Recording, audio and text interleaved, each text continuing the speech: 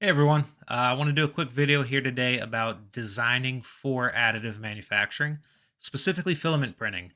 There are some considerations we need to have related to things like overhangs and sloping surfaces and also wall thicknesses based on how we plan to print, what our settings are going to be, what material we're using, speed, cooling, lots of things that go into it.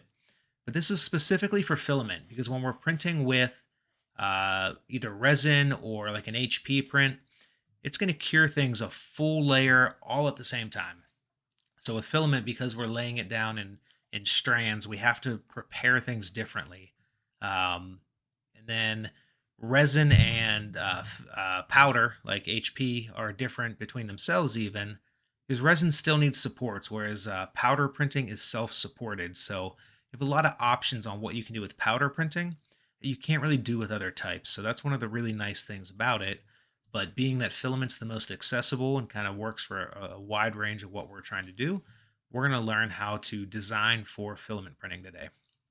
So this is just a general transtibial socket. I wanted to use this model because we have kind of a posterior shelf overhanging, a little bit of an overhang here at the patella. We've got, it's a typical rounded base. So not too unusual, from anything you would see in many different clinics or places where different designs are used, but this is a pretty typical one that we're taught in school, and that's used a lot. So let's go ahead and select that and extrude it 4 millimeters. I've already got some slicer settings um, preset to work with 4 millimeters, so let's do that. And you'll see our extrusion there. Keep in mind that this is going to go off of that inner surface, and like on an overhang here, that extrusion is actually coming in a downward angle. It's not actually going horizontal like it would on a vertical wall, like the rest of the body of this socket. So that's going to come into effect when we're slicing it when it's printing, because we're actually printing through a horizontal slice that at some of these points is very wide. So let's come over here. We've already got this one loaded up. So let's look at just a couple of the settings we're using real quick. So I've got this set to 4 perimeters right now, 0.5 millimeter of layer height. I'm going to start with supports off. We'll come back to those. And then width and flow.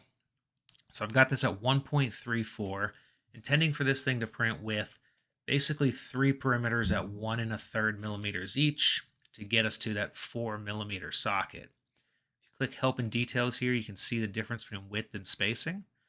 So spacing is going to take that printed line and take into account the amount that they're smashing together. So I want the spacing to be my 1 1/3 millimeters. You can see on things like an external perimeter, where it's only smashing one half of it, it's got a different width than it would on an internal perimeter where it's smashing both sides. So I always set my spacing based on what I want my actual print thickness to be. Filament, just a generic PETG setup, and we've got the Sidewinder. So nothing to worry about right there right now. We're really just looking at some of these settings and how they play into it. So let's go to G-code preview. It's already slicing it, so give this a minute. We're going to do view feature type down here. That's going to give us the best look at things. So this is our sliced preview, and it's still doing the G-code, so we'll just hang on another second here.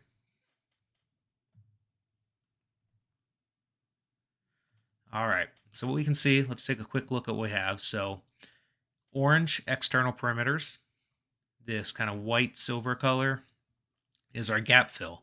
So that's where it's saying that there's not enough room to do two internal perimeters, so it's condensing them into one line. And we knew that that's going to be basically the same thickness. It's going to be at 1 1/3 millimeter because of how we set this up. So where you'll see those extra, because we had it on 4 perimeters. So we're going to scroll through until we see some of these yellow internal perimeters show up here. That's our first look at them there. So sloping surface, it gets wide enough at those points to actually start building in those extra perimeters. And we're going to see a lot of this on the back side here. So what that's doing is that's putting a lot of material down right there to take care of that slope. So if we can design without that slope, we can design things to print faster, cleaner, less material.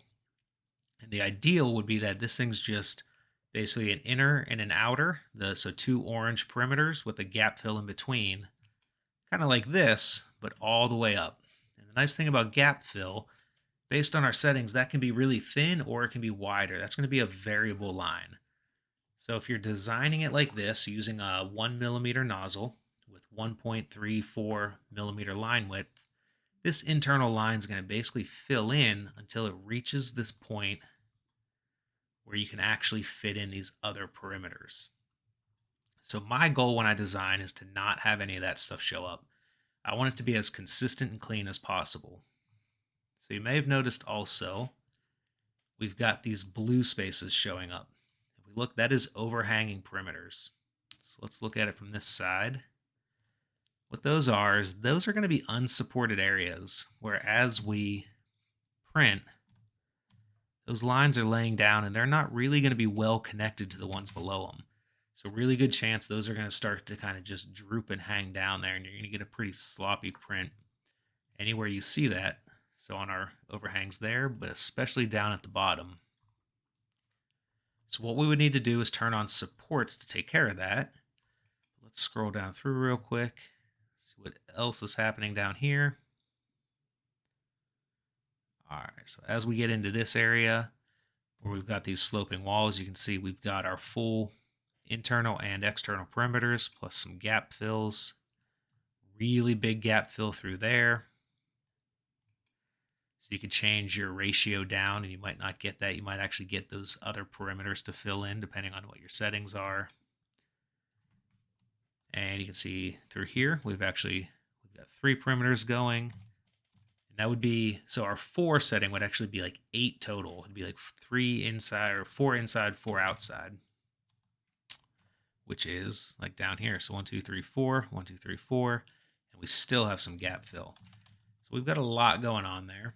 And then at some point you can see we actually get to where even 4 isn't enough. And we have these little pieces of infill starting to show up. So you could kick that up to 5 or 6 if you wanted this to be just a fully solid socket. If you don't mind having some gaps there, depending on how you're doing your fitting, you could take this down to, let's call it 2, and just slice that and see what it looks like.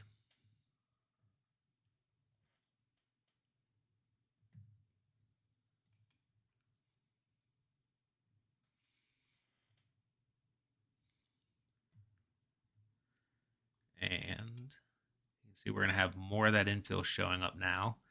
Not really too much difference in the big picture.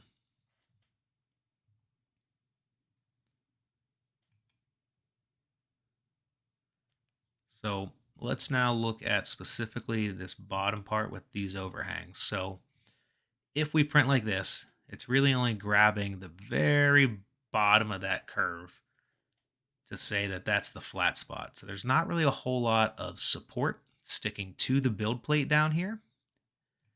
But you're also going to have to support every single one of these perimeters coming up. So let's turn our supports on and see what that looks like.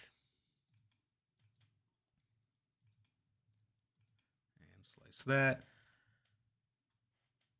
So we've got all that filling in. Actually, let's go back here. So overhang angle, that's important to remember. So generally things can print up to about a 45-degree slope. Most materials with most heat settings, cooling settings can go about 45 without an issue. You can sometimes go higher. You might need to slow your speeds down, turn your cooling up, have a lower temperature print. But if you had to go higher than 45, sometimes you can up to 45, 50 to 60. I've seen some materials go higher, and there are calibration tools you can use to figure out what your material and your settings, what that slope can be. But I don't even really usually try to go to 45. I'll usually set mine to like 35 or 40 just to make sure I get a really nice clean print. I don't want any slopes bigger than that. But let's go back again here and look at that G-code preview. So you can see we're still not completely supported because it's showing us a little bit of a slope bigger than what we actually have our supports set to. And that's why we also don't see any supports up here under these ones. Overhanging perimeters don't necessarily have to be supported. That's just based on the angle. You can see all of this material back here. So every time we print one of these lines, the set of 3 for this layer, it's going to then kick over and print this whole support structure all the way up. So that's going to slow down our speeds and use a lot more material, but also going to mess with our surface quality a bit because you got stuff jumping around and moving around now. So if we turn on travel moves, you can see all those spots where we've now moved within the print because of the settings we have. Now, if you're using PETG, you might get some little wispy hairs, same with TPU. So as much as I can avoid traveling, I like to do that in my design as well. Let's look over here. We've got the current settings. I think this is on a speed of 25 millimeters per second. We've got about a 9.5 hour print using 674 grams of material. Let's turn those supports off and just get an idea of what we would save if we had designed this not to need supports. Now, again, it's not going to be a one-to-one comparison because it would be a different design, but it'll give us an idea of what's going into those supports. So we've got just about 7. So we're going to save 2.5 hours of time and almost 200 grams of material just that went into those supports. So you can see how important it is to design for additive. You really have to know what your settings are. It's going to take just some time to learn these things. Try some out, see what works, doesn't work, what you like. There are other designs, like sometimes I print with 2 passes at 2 millimeters thick, so I don't even have this internal gap fill, so that creates better speed, but also you're going to have areas that don't have full contact because you don't have that gap fill filling the gap. So you really have to determine what you want for what you're trying to do.